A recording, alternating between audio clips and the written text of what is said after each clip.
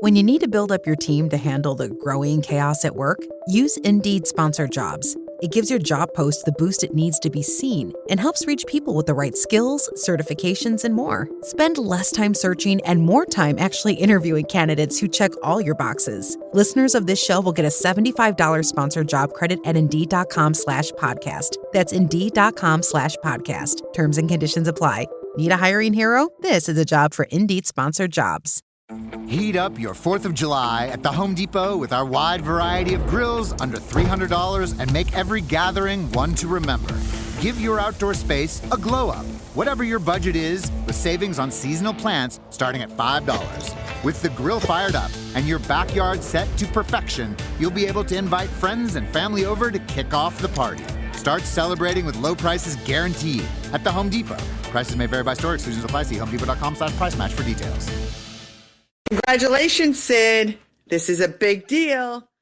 The I-Man would be so proud of you. I guess all those years of him screaming at you finally paid off. The New York State Broadcasters Hall of Fame. Pretty good. Scott Kaplan and I traded in exchange, you can't make this up, for fantasy sports advertising, which the company down in Florida wanted to do. They traded us to New York City. WNEW at the time was the hottest station in the country. Why? Opie and Anthony. Anthony. Okay. Sorry, Opie. Anthony. Other shows did well, too. Ron and Fez, Don and Mike, the radio chick, all of them. It was a hot station. They needed a morning show. So they made a trade and acquired me and Scott, and we were dreadful. Not bad, dreadful. So Scott got axed, even though Scott's a great talent, and we're very, very close to this day, and they brought in Craig Carton, which was also a complete disaster. It led to me going to WFAN. But I should have known day one about Opie and Anthony. We walked into their office, just walked in first time. You'll love this, Lou. We'll go meet the Opie and Anthony. They were like the Godfather, the big bosses. And they're sitting in their office, Opie, Anthony, and their producer at the time, a guy I actually really like, Rick Delgado. He's also been fired as many times as I have. And in that office is a little television. And on the TV is a 90-plus-year-old woman having sex. Grandma sex, I think they called it. That was my very first introduction to Opie and Anthony. And my first introduction to New York City radio. I should have known it was going to be a wild 26 years. Anthony, do you remember that you guys were playing that type of stuff in your offices at WNEW? Sid, first of all, congrats. I can't believe this, broadcasting New York Broadcast Hall of Fame. A Hall of Famer. Crazy. After all these years. But yes, when you came in, it was called Century Sex, if I remember. And, we never broke character from that shock jock thing. I'll tell you that much. We lived our act. And those were crazy days. But to see where we are in 2026 with Sid Rosenberg, a Hall of Famer in broadcasting, this would have been unheard of back in what they called the day. Yeah. And you know what's funny about it, too, Anthony, is I'm not a Hall of Famer because of sports, which I did for the better part of 17 years, a lot of sports stations around the country, or Shock Jock Talk Radio, or Guy Talk, which I also did. I'm really going in, Anthony, because I speak to President Trump, and I speak to Bibi Netanyahu, and I speak to just about every member of Congress and the Senate, and all these. I actually have power in the political world. If I would have told you that 26 years ago, you'd never believe it. No. It is amazing, and it just goes to show you never know what's going to happen. And you bring up the great Don Imus. He went through a similar thing because he was that off-the-wall kind of a shock jock for his day back in the 70s.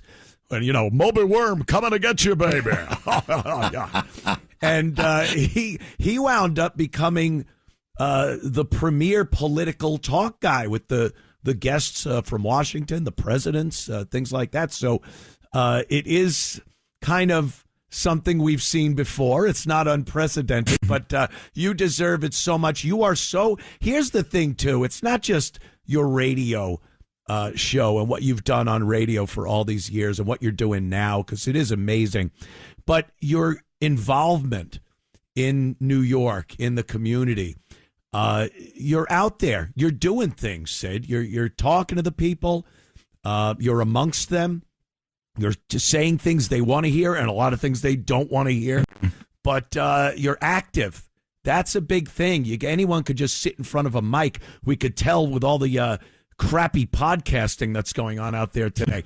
But to do it well, I mean, hats off, Sid. An amazing job, an amazing career. That means a lot coming from you because, I think you're, like I said earlier, probably the most talented radio guy I've ever talked to, ever seen, ever heard.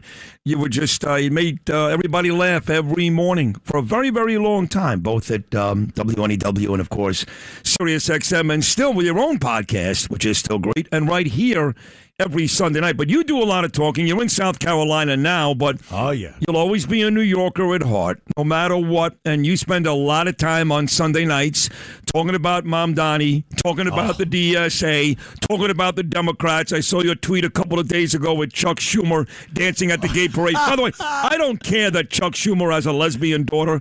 God bless her. No, I couldn't care less. Right. Why is he there? Why is Curtis Sliwa there? Why are all these white old men pandering to the gays? Can you tell me that, Anthony? I wish I could. I put out a tweet also that said I am actually going to acknowledge I made a mistake supporting Curtis Sliwa. When I saw him dancing around on some Pride Parade float, it was embarrassing. It was. And Schumer, he walks around with a bullhorn, just yelling, I was the first senator to ever be involved in a pride parade. No one cared. They were booing him. Even the gay guys and girls, they don't like Chuck Schumer. They were booing him. Yeah. And it's all just debauchery. What are you celebrating? Did you see the disgusting mess in Portland? Of course. They were nude, naked guys roaming around under the guise of some parade, and there are children, parents who should have their kids taken away. Yep. Were on the side of the streets watching this parade. They were nude riding bicycles, which I assure you didn't have seats on them. I wouldn't doubt for a minute. And they're taking their young children to these things. As you're describing what happened in Oregon, the first thing I'm thinking of is, man, Anthony, like me, he's getting old. Because those people that you're talking about, those naked guys in the streets, 26 years ago, they would have been guests of the Opie and Anthony show. You may be right. No, but Sid, on a serious note, like I'm going to go today to this Barrett Media Conference. Anthony Cumia, that Barrett has become the industry standard. They cover on their website, barrettmedia.com, every day, music and news talk and sports. And Jason Barrett writes about us almost every day. Sure. Garrett C. Wright. And they really are great at what they do.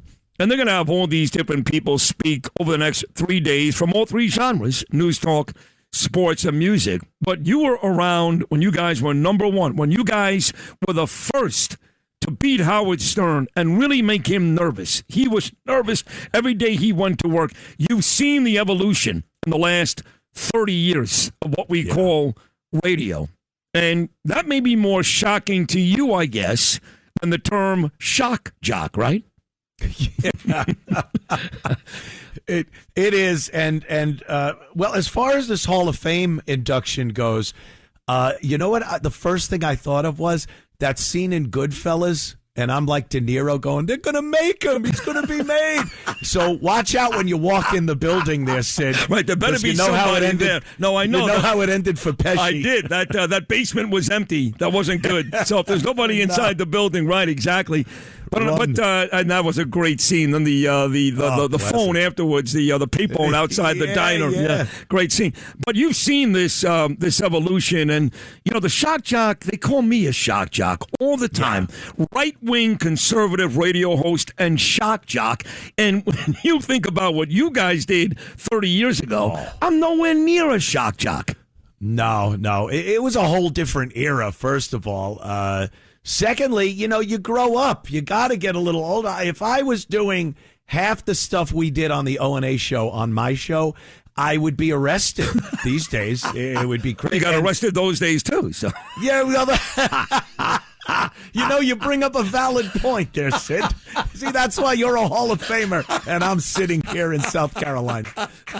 I love it. When you look back, though, and obviously Sex for Sam was the one that kind of rocked the boat, and you were fine after that. You still went from terrestrial radio to Sirius XM and did very well, still made millions and millions of dollars. But when you look back, would you change anything? Would you not do even something like Sex for Sam? Would you do it all over again? Oh boy, everything you do gets you to where you are, and I'm in a great place. I love what I'm doing, but I am also of the school of thought when you look back and go, maybe that wasn't the best idea. I do wonder sometimes where the road would have led if we didn't do the Sam Adams sex thing and some of the other things that we've done, some things that have gotten me fired, which I believe I've been completely vindicated for over the course of the year. Not really. No, that's not true. Not true. I love it. Oh, no, I think you have too. People got one day they were fine and having a good time, and they woke up the next day with a big stick up their ass, and all of a sudden it wasn't funny anymore. I don't get that, but like I've done, going from sports to this, you've done the same thing. Now you were always talking about city politics, even when you guys were crazy on Opie and Anthony, but you've really dug in here. So let me ask you, everybody else is talking about it. What are your thoughts on the Iran war? I was on Fox News Sunday morning. They brought me on. I think they thought Rachel Campos and Cliff Jenkins and Charlie Hurt that I'd be in line and congratulating Trump on winning the war. And I'm like, we won nothing. What are you talking about? It's a mess. And I love Trump more than anybody, and he loves me. But it's a mess. What does Anthony Cumia think? Oh, Sid, we are on the same page as far as this one goes, and you're right. The same as me. I love Trump. I support Trump. Anytime anyone tells you, "Oh, what's with your boy? What is he doing now?" I go, give me one president that's been 100% with anybody. I've had problems with presidents. I've loved what certain presidents do. Same with Trump. I do. You know what I do, Anthony? I do a sports analogy. I say Vince Lombardi didn't win every game. Pat Riley didn't win every game. This is not a win for Trump. I'm sorry. No, it is not. And with the midterms coming up, I don't even know if there's time left. We're 4 months out, and we are looking at a war that does not seem to have an end. The whole it's over. We won. We got the peace talks, and we're going to be signing, and then the next day they're lighting the place up like Hanoi. But they will tell you though. Look at the Dow Jones, never been higher. Look at the S&P. So the economic indicators. Even though goods are still way too high in this country, inflation is still too high, gas prices are still too high, there are economic indicators that would tell you that, yes, the United States is doing okay.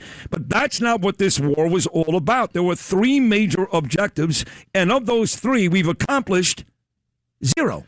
None of them. There may be a dent that was put in their nuclear program. That was for sure. No, more than a dent. No, more than a dent. You got to give Trump credit. Between Midnight Hammer and Epic Fury, we did destroy their centrifuges. They have dust, but they really can't use it right now. So, in all fairness, yes, unlike Barack Obama, don't compare Trump to Obama. Trump did an amazing job. He's destroyed a lot of their capabilities. Yes, he deserves credit for that. But right now, the last 2 months, we're stuck. Yeah. Here's one of the biggest issues, I believe, is that they've bombed the leadership. They bombed the head of the snake, and I don't think they even know who they're negotiating with. They have all these intermediaries, and who are they talking to? I don't think they left anyone in place of power over there to make any real decisions on whether they're going to keep the straits open, they're going to close them, they're going to continue bombing, they're not. This is so confusing, and you know this. It's uncertainty that gets to the world. People don't like uncertainty. Neither does the market, by the way. We've seen some incredible swings, multi-100-point swings on the stock market because of this uncertainty. And to hear Trump get out there and try to get in front of this and say that we're winning or peace is right around the corner, it's a bad look. And unless this is cleared up very, very quickly, we are going to have a disaster in the midterms. Couldn't agree more. And it's making me nervous.